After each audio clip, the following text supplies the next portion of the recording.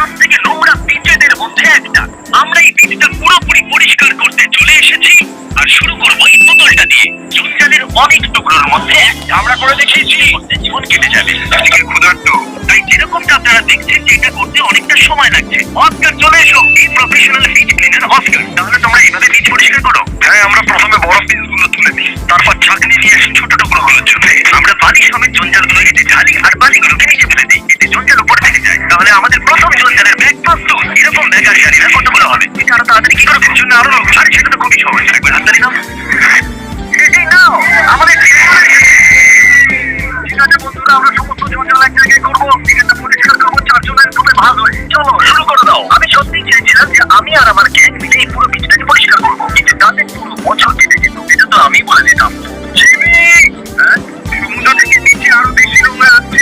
জলে এতগুলো আন্ডারওয়্যার কি করছে? আজ থেকে একটা নতুন আইন বানাচ্ছি, সমুদ্রের জলে কেউ আন্ডারওয়্যার ফেলবে না। তোমরা একটা ব্যাগ ধরেও দিবে।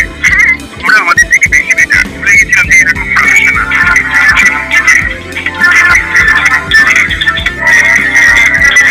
তাহলে 12 ঘন্টার ক্লিন আপের পরে আমরা এইটুকুই পরিষ্কার করতে পেরেছি, যেটা একদমই যথেষ্ট নয়। ভয় চলে এসো, আগামীকাল আমরা 10 গুণ বেশি ভলেন্টিয়ার নিয়ে আসবো। কাল একদম একটু শুরু হয়ে গেছে।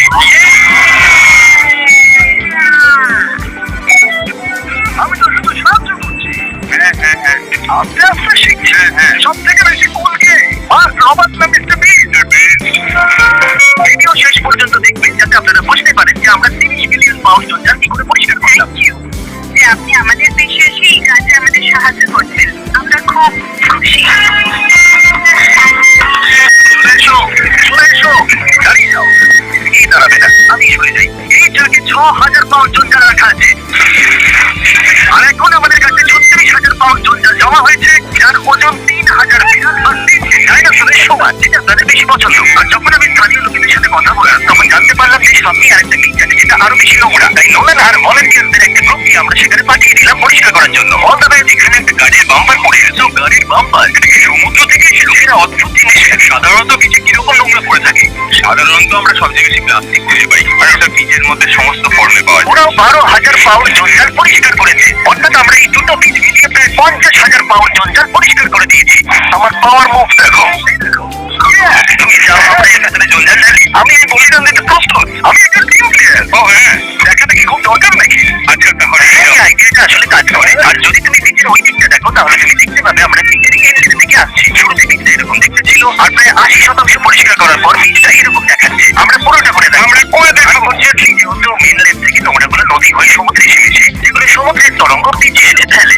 তাই স্বাভাবিকভাবে বিচটা আবার নোংরা হবে, কিন্তু আপনাদের সাহায্যে আমরা এই সমস্যাটাকে পুরোপুরি সমাপ্ত করতে পারবো। বাস হয়ে গেছে জিমি, তাই না? আমরা 4 দিন ধরে এই পুরো বিচটা পরিষ্কার করার জন্য কাজ করছি, আর করতে করতে আমরা দুনিয়ার সব থেকে নোংরা বিচ থেকে 60,000 পাউন্ড জঞ্জাল পরিষ্কার করেছি। হ্যাঁ, আমি জানি এটা শুনতে অনেকটা ইমপ্রেসিভ লাগছে, কিন্তু স্যাডলি এখনো সমুদ্রের জলে অনেক জঞ্জাল পড়ে রয়েছে।